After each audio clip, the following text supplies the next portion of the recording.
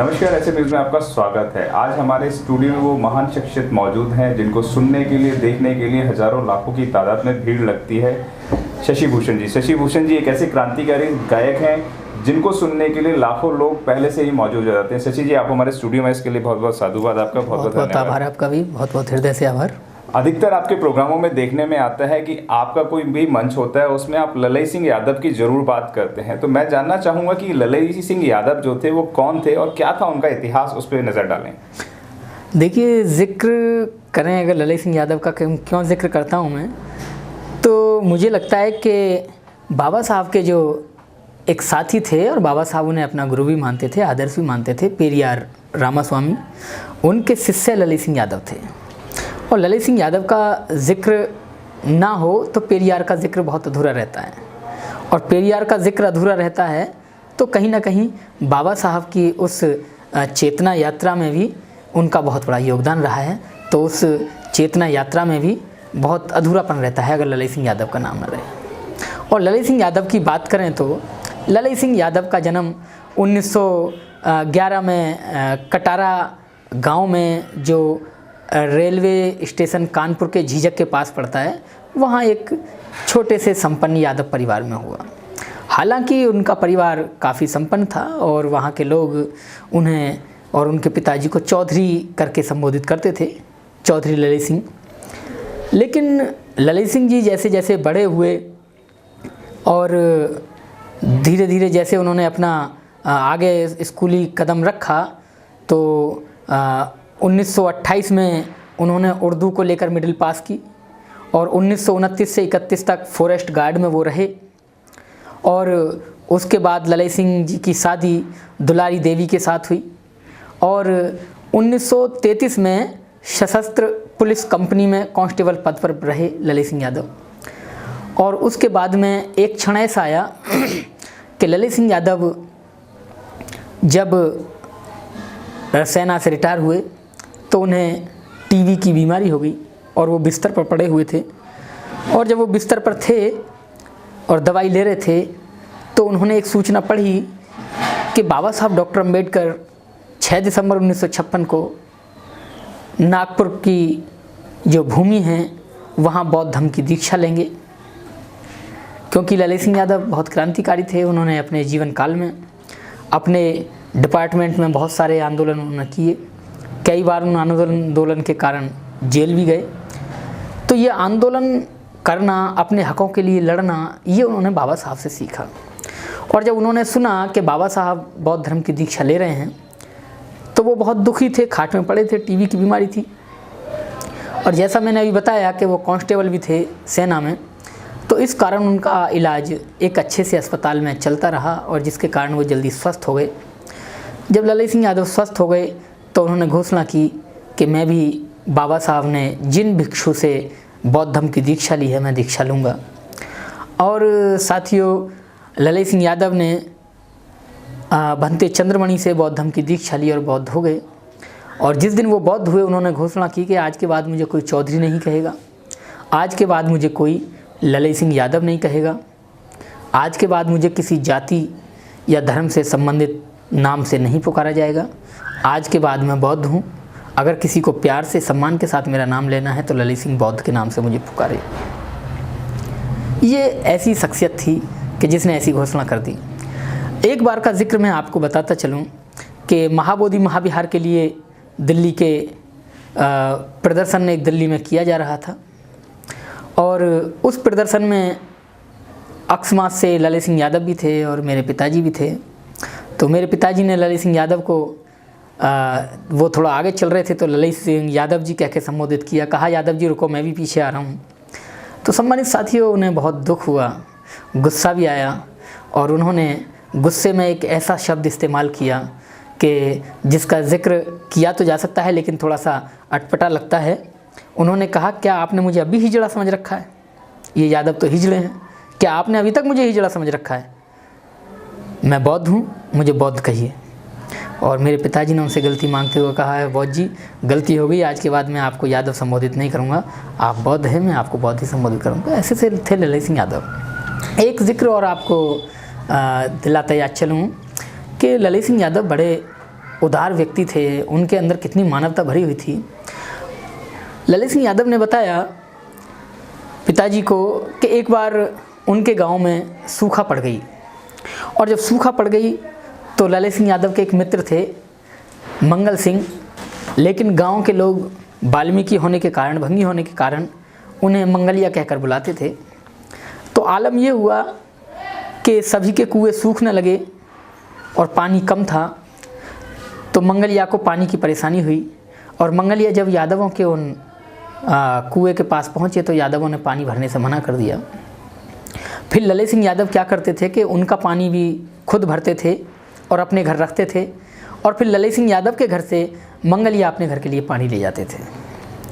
लेकिन ललित सिंह यादव ने कहा कि इस चोट पर भी अगर प्रहार नहीं किया तो ये जो परंपरा है सदियों तक चलती रहेगी, इसको मिटाने का काम मैं करूंगा। तो ललित सिंह यादव ने ब्लॉक में जाके जिला अधिकारी के पास जाके और एक कुआं लगवाने का फैसला किया, जिसमें उन्होंने बहुत सारा योगदान किया। ललित सिंह यादव ने खुद अपना आर्थिक सहयोग दिया उसमें, और ब्लॉक से एक कुआं लगने की मंजूरी हो गई और कुआं बन भी गया।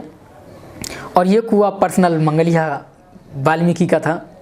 और फिर वही वक्त आ गया कि अब दोबारा फिर सूखा पड़ी, और इस बार जब सूखा पड़ी तो कुछ हद तक पानी यादवों के कुएं का भी सूख गया, और अब लोगों के सामने सिर्फ मंगलिया का कुआं बचा था, और लोगों ने सोचा कि अब मंगलिया के कुएं से पानी भरते हैं।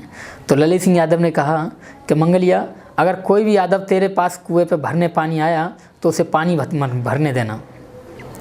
मंगलिया घबराया, कहा चौधरी साहब ऐसा कैसे हो सकता है कि मैं मना कर दूं? कि नहीं, अगर तूने मना नहीं किया तो मैं बैठा हूं, फिर मैं तेरी पिटाई लगाऊंगा। अब मंगलिया क्या नहीं करता, और जैसे ही सब यादव इकट्ठे होकर आए और मंगलिया ने कहा कभी तुम मेरे कुएं को नहीं छुओगे, क्योंकि तुम्हारे छूने से मेरा कुआं अछूत हो जाएगा। अब यादव परेशान थे, और सारे यादव समझ गए कि ये मंगलिया तो बोल नहीं सकता, इसे ललित सिंह ने बुलवाया है। तो सारे यादव इकट्ठे हुए और ललित सिंह यादव के पास पहुँचे। पहुँचने के बाद बोले कि चौधरी साहब क्या अब ऐसा ही होगा, अब हम भूखे मरेंगे गांव में, प्यासे रहेंगे? तो ललित सिंह यादव ने बड़े सम्मान और आदर सत्कार के साथ कहा कि एक वक्त था मंगलिया के कुएं का पानी सूख गया था, तो तुम लोगों ने कहा था कि अछूत हो जाएगा, और मैं पानी अपने घर लेकर जाता था और मेरे घर से मंगलिया लेकर जाता था। तो भाई आज अगर तुम्हारे छूने से उसका भी कुआं पवित्र हो सकता है, कि जब उसके छूने से आपका हो सकता है तो आपके छूने से उसका भी कुआं पवित्र हो सकता है। इसका निवारण एक शर्त पर हो सकता है कि आप सभी गांव वाले ये बात भरी पंचायत में कहें कि आज के बाद गांव में कोई भी सामूहिक शादी होगी, कोई भी फंक्शन होगा, उसमें मंगलिया और उसके परिवार के लोग तुम्हारे साथ बैठकर खाएंगे, और मंगलिया के घर में कोई शादी या समारोह ऐसा होगा सामाजिक, तो उसमें आप सभी बैठकर खाएंगे, कोई छुआछूत या इस तरह का नहीं रहेगा, तो मैं आपको मंजूरी दिला सकता हूँ मंगलिया से, वरना आप कहीं दूर से या कहीं और से पानी ला सकते हैं। ललित सिंह ने एक बात और कही कि जब मैं मंगलिया के घर का खाता हूँ, उसके घर की चाय पीता हूँ, उसके साथ खाना खाता हूँ, जब मैं अछूत नहीं हुआ तो आप सब कैसे अछूत हो जाओगे? तो सारे यादवों ने, उस गांव के सारे यादवों ने संकल्प लिया कि आज के बाद हम मंगलिया के साथ कोई ऐसा व्यवहार नहीं करेंगे। और उस दिन के बाद ऐसे प्रयोद्धा ने पूरी अपनी निष्ठा और बलिदान के साथ इस छुआछूत जातिवाद को ख़त्म किया। तो ऐसे थे ललित सिंह यादव। एक बात जिक्र और घटना का आपके सामने करूँगा कि जब ललित सिंह यादव अपने गुरु की किताब पढ़ रहे थे, क्योंकि तमिल भाषा में उनकी किताब थी, किताब का नाम था सच्ची रामायण, पेरियार रामास्वामी ने लिखी थी।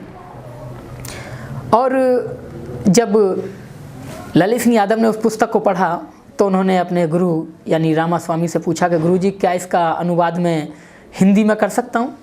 तो उन्होंने कहा हाँ, आप इसका हिंदी में अनुवाद कर सकते हैं। और ललित सिंह यादव ने वो तमिल भाषा में लिखी किताब अपने घर ले आए और उसका हिंदी अनुवाद करने लगे।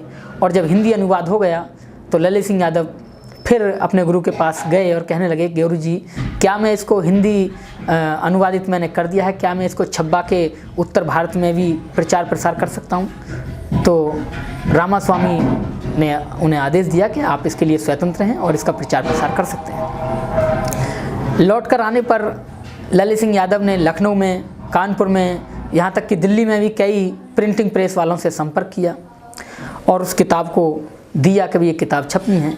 लेकिन जैसे ही प्रेस वाले उस किताब को पढ़ते तो मना कर देते कि नहीं, इस किताब को हम नहीं छापेंगे क्योंकि ये तो हमारे ही जो धर्म हैं उसके विरुद्ध है, तो हम इस किताब को नहीं छापेंगे। अब ललित सिंह यादव के सामने एक बहुत मुसीबत आ पड़ी थी कि जिस पुस्तक का अनुवाद उन्होंने बड़ी मुश्किलों के साथ किया है वो छप नहीं रही है, कौन छापेगा। तो उन्होंने एक प्रिंटिंग प्रेस लगाने का फैसला लिया।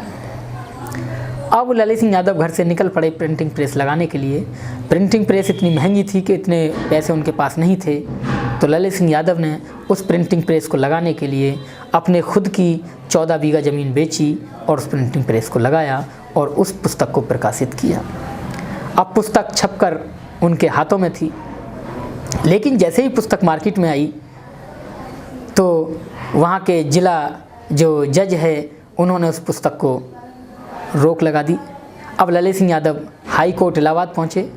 हाई कोर्ट इलाहाबाद में केस चलने के बाद में, बहुत जिरह होने के बाद में उस किताब से वो बैन हटा और उन्हें उसका कुछ हर्जाना भी बतौर मुआवजा बतौर उन्हें मिला।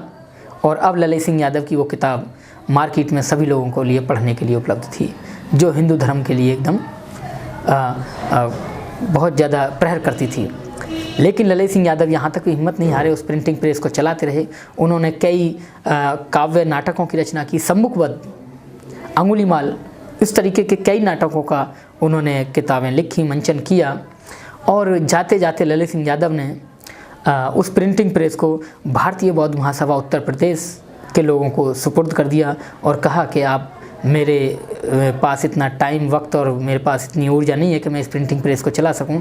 तो उन्होंने उस भारतीय बौद्ध महासभा को दे दिया कि आप इस प्रिंटिंग प्रेस को चलाइए और बौद्ध धम्म और बाबा साहब का प्रचार प्रसार के लिए किताब। तो ऐसी शख्सियत ललित सिंह यादव का मैं जिक्र कर रहा था।